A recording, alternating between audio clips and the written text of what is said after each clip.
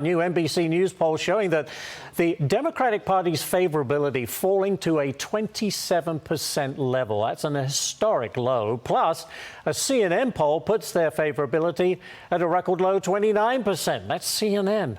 Mitchell Brown is a GOP pollster, and he joins us this morning. Mitchell, what are these numbers telling you? Yeah, I mean, let's just take this back a little bit. In 2008, the Democrat Party was sitting around a 60% favorability rating. Fast forward to today, like you saw, 29%. What's really driven that? I think it needs to be a lot of inward reflection for the Democratic Party. What they were talking about in 2008 was kind of center-of-the-road, center-right policies. There's video clips going around right now of Hillary Clinton speaking about the border and what we have to do to crack down on immigration. You can look at the videos of Obama talking about government efficiency. It was about relating to the American people. And finally, they did a great job at conveying that they were the party of the working class and they were for the worker. When today, it's not like that. It seems like the only people that they're representing are those in those high ivy towers and the educated folk around the country. Yeah, on the left coast and the right coast, as they say. All right, next one, Mitchell. Another NBC poll found that 44% of Americans say the country is headed in the right direction. Listen to what NBC pollster Steve Kornacki said about it.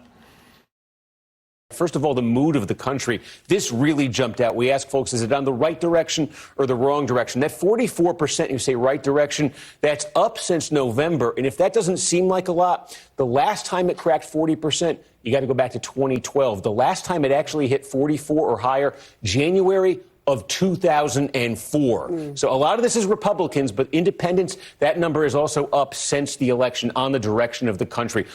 Fascinating stuff. Is that what you're seeing as well, Mitchell? Yeah, that's almost identical to the numbers that we have.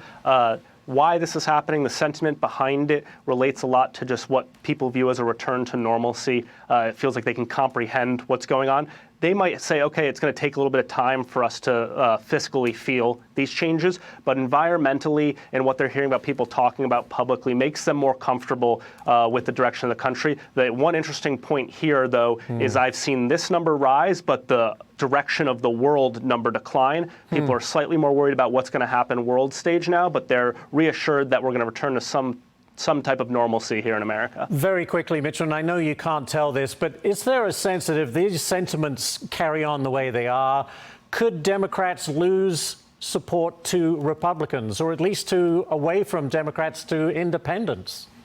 Yeah, well, the interesting thing is when you break down even with the Democrats, so when people identify in this country, 45% off the bat say they identify as conservative, with around 30% saying liberal, the rest saying moderate. But when you break down those people on the Democrat side, it is actually 15% of Democrats say they're conservative and close to 70% say that they are moderate, with only again, that remaining amount saying that they are even somewhat liberal. So even their party and that middle ground is going to keep moving more towards Trump and more towards the GOP. Very interesting. Mitchell Brown, thank you so much. Mitchell, do appreciate it.